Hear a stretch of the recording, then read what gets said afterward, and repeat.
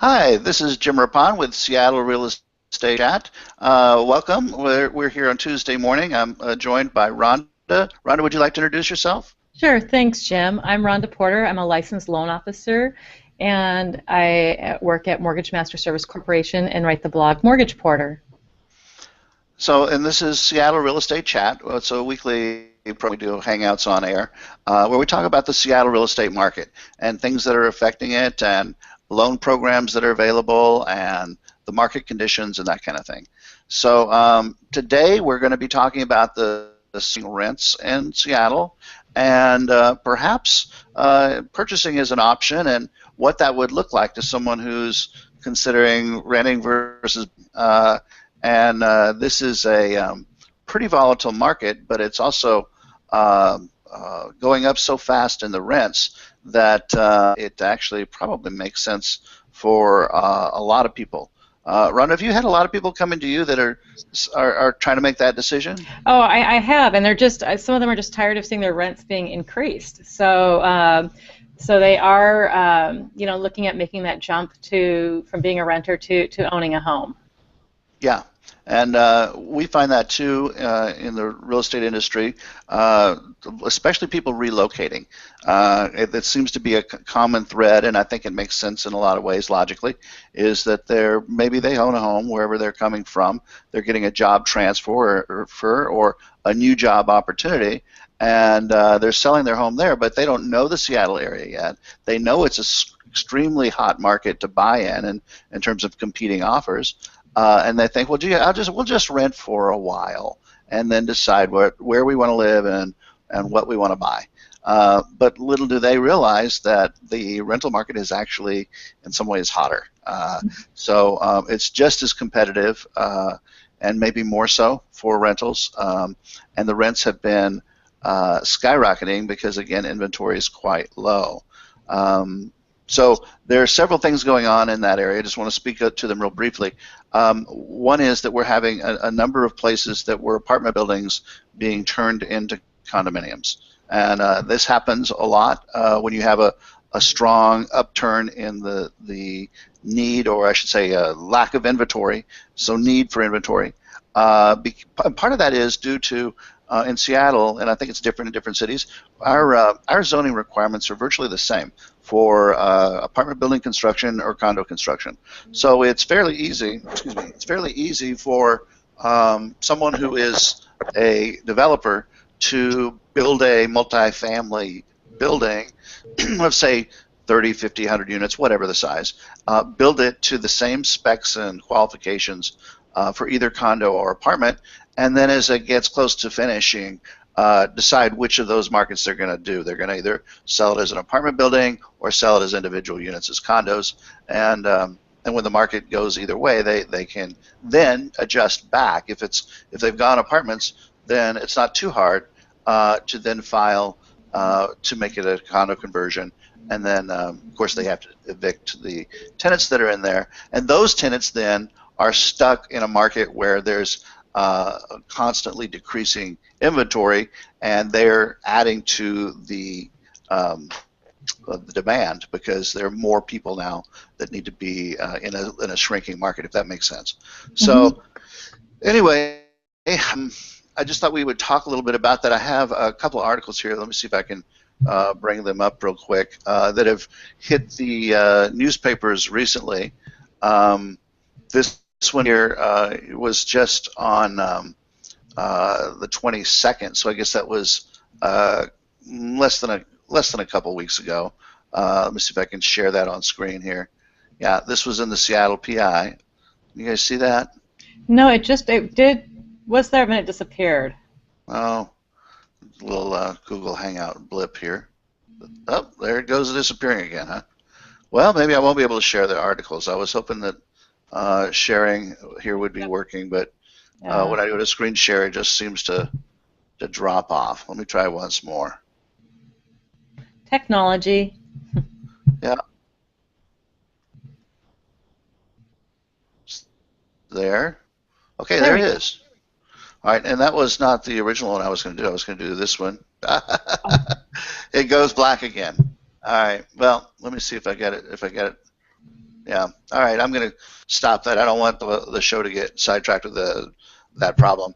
But basically, it's talking about how uh, prices, and particularly in certain areas of downtown Seattle and close in desirable neighborhoods, are experiencing two things. They're experiencing this huge demand and very little inventory, and they're also experiencing a growth of what we call micro housing. And we've talked about this in the past, but it's creating very small units that are between 150 and 250 square feet, where they have shared kitchens and no parking. Very common in large cities. New to Seattle, very controversial, and there's some Seattle Council meeting discussions going on about that. So I'll put some notes in the show notes here for people who are interested in following that or want to participate in those city council discussions. But that is part of the solution to high density, but it's not one that anybody's really excited about. But it does help take a little pressure off. Anyway, so the median rents, just to show you, as of now, we're September 30th. Dupree and Scott just came out with a report yesterday. They're the major kind of, what would you say, Rhonda, the analytics, or how do you describe them? They, you got me there. Yeah, I would say with the analytics, yeah. They take the data, they take the statistical data, and they're non-partial in that they don't sell or buy real estate, but they supply the data to the people who then do work with that. So anyway, a major source for those kinds of statistics for all of us. Anyway, they just came out with a report saying that the median price in Seattle is now $1,334 a month for a two-bedroom apartment, and that is up, I believe they said 4.5% in the last 6 months, and a little over 9% in the last 12 months. But that precedes a year of about the same type of growth in the past. Now, again, we're talking about median, so that is typically the little lower than the average or what someone would be comfortable living in, but it's what's going on out there. So 20% growth in the last couple of years is sort of a baseline of where you could start, and then it goes up from there if you're talking about desirable areas. If you're going to about the areas where we see the most interest, which would be, say, Queen Anne, Madison Park, Wallingford, Beacon Hill now a little bit, and of course the downtown area for condominiums. Those areas go up from there, 30, 35% in some cases over a 2-year period. So you put that together with, we now got, Rhonda, what's the park interest rate for a non-jumbo conforming loan now? Well, I can't do ballpark with all my compliance regulations. I don't have the regulations you do, but I think we're looking at between 4 and 5%, Mm-hmm. right, annually. I think that's probably a fair statement. And there's programs that will slice a little off of that give you some basic, I wouldn't say discounts, but programs that give you some incentives and help take off either the private mortgage insurance or variations on that. But if you're putting 5 to 10 down, and you're under what's conforming loan limits down single family for? 506,000. 506. So under that amount as a loan amount, you're probably going to be in that range, which is historically still pretty darn low and expected to stay that way for a while. So you put that together with, while we're expecting rents to continue to soar, prices on homes continue to soar. There's some pretty compelling arguments for purchasing. So anyway, Rhonda's put together some great statistical information of what that would look like and still be in compliance. Yes, it's important. Very careful with that. And I'm going to bring those on screen. I think those will work. I'm hoping we've got them to work before so that we can talk about those. So this is a rent versus own comparison. See if that's... Yeah, I can see that.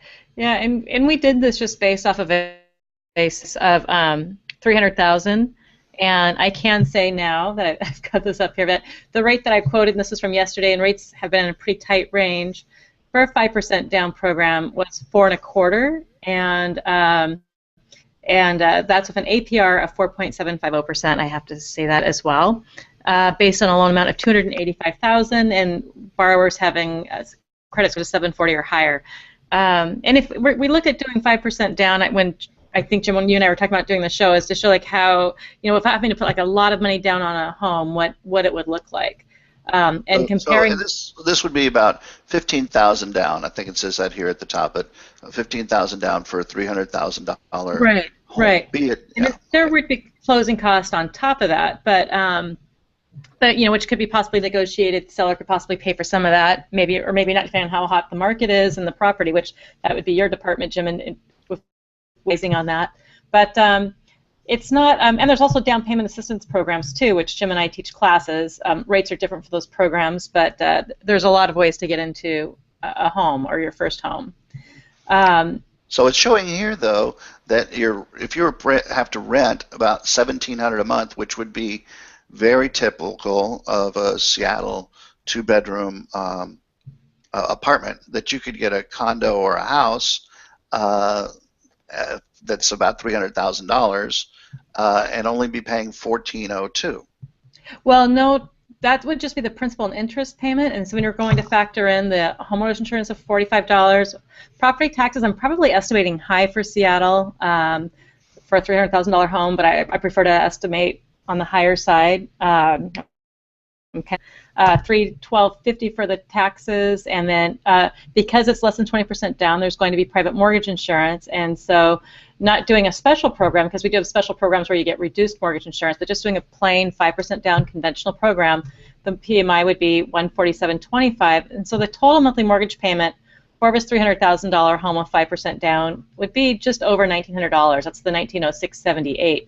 However, once you factor in someone's tax savings, if they itemize their taxes, you get to write off the interest that you pay and the property taxes that you pay. Mortgage insurance is no longer deductible, but assuming that they're in a 25% tax bracket, you're actually effectively just paying out $1,576.37 a month. So, where if renting, you don't have that tax benefit. So it's kind of a no-brainer if someone's able financially to put down that $15,000. It'd be closer to $21,000 with closing costs. To have actually, it would pencil out to where they would have a savings every month to purchase versus renting. Right. I mean, I think so. I mean, you also, potentially have not only that savings over the years and that tax benefit, but hopefully you gain equity too over the years. So, in which down below, lower on the flyer, I put together like a 5-year comparison on what it could look like, and I think I was conservative with the appreciation. We all know that we just went through, the mortgage meltdown, and that. So I used 2% for appreciation. I'm seeing more than that now, but I don't know. I'm trying to be conservative with that figure for over the next 5 years. But if you take that minus your loan balance and minus your closing cost and down payment, in 5 years, you're looking at a savings of about $60,000 that you would have as a homeowner that you probably would not have as a renter. Right. Yeah, I think you're probably fairly conservative there. But even if you have no appreciation, just based on this upper number here of your monthly outlay after taxes, you're in a winning situation as long as you can sell it for what you bought it for. Right. Yeah. Fairly safe bet given the status of the market now, where it's climbing rapidly because of our job growth here. And that's not going to go away anytime soon. I mean, even if we have another dip, that's even in the future somewhere, the size of the city is going to be much bigger, and the available units are going to be what they are. So that's the one thing about real estate. It's not a liquid asset. It doesn't depreciate or appreciate based on just certain economic conditions. It's something that people have to still need a place to live. So they're not rushing to sell when the market slows down a little, because they still have to go somewhere. So right. Well, and it's an asset that you get to enjoy. The benefit of it. It's right. something that is sitting in a bank somewhere. Sure, sure. Now, I just want to point out we're making these assumptions about tax brackets based on just what we see as the norm from our clients. Neither Rhonda or I are tax advisors or can give tax advice. So you're going to want to consult with your CPA or whoever you use to do your taxes. You may be at a higher or lower bracket than that. But that's commonly what we see when we're out in the field. So let's see. Do we want to? You had another one of these for condos too, Rhonda. Let me see if I can find Okay. that one. Hang on. Bear with me. Oh, is that going to stay up for you now? Here we go. Okay. And with the condo scenario, I also stuck with a $300,000 sales price, and so a lot of it is essentially the same, but the difference is that with a condo, you're going to have homeowners association dues. So you won't have, you might have insurance too, which I didn't factor that in here, but it would be similar to what you would have as a renter, because you're just insuring your contents typically, and not the whole structure. But when you have a condo, the lender does have to factor in those homeowners association dues for qualifying purposes. So in this case, after the tax benefit, the condo payment is going to be actually a little bit higher than what your rent would be. Right. Yeah, and the insurance factor, normally what we often compare this to for a condominium owner is renter's insurance. It's very similar because what you're doing is insuring the contents of your home. So if you have renter's insurance now, if you're thinking about doing this as a first-time home, it's probably going to be similar to that. And those are usually about as much as you would have a month, except by a year. Right. So this 250 number divided by 12 would be what you would slot in here. And the 250 figure that I have there is for the homeowners association. Right, dues. right. As soon as they slot in, add to this maybe. Yeah. Which So, is not part of the mortgage payment, but again, we do factor that for qualifying. sure, yeah, and it's an expense, that if you're comparing apples to apples, you should take it into Right. this comparison.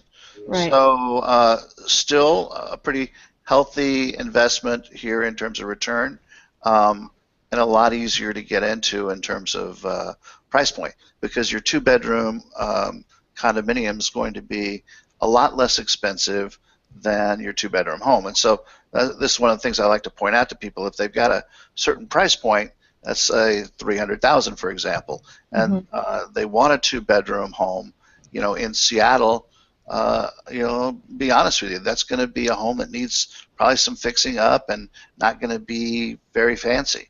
There's not many of them under 300, but and of course we can go out to the outlying areas like in the north end, Linwood or Shoreline or something like that, or in the south end, Renton or Burien. But if you want to be closer into Seattle, that's when a condominium really makes a lot of sense. If your qualification is only up to a 300,000 limit and you need two bedrooms or even three bedrooms, condominiums, there's the lifestyle's pretty good there for what you're getting. You're getting a quality place that doesn't need a lot of work and pretty low maintenance costs as well.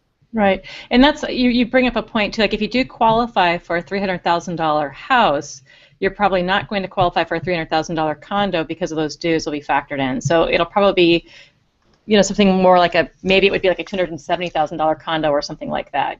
But just all the more reason to meet with your mortgage professional early on and find out what you do, what you are approved for. And if you change your mind, like you go from a house to a condo, definitely let your loan officer know so they can rework those figures for you. So you don't make an offer on something that you may not be able to afford. Right, right. Well, that about wraps it up. We're already at 20 minutes here for our show. I did want to mention there was a Newswire release here that News Corp is making a move to purchase Move Inc., which is the Realtor.com property. So we've been talking a little bit in the past about the Trulia Zillow merger or purchase.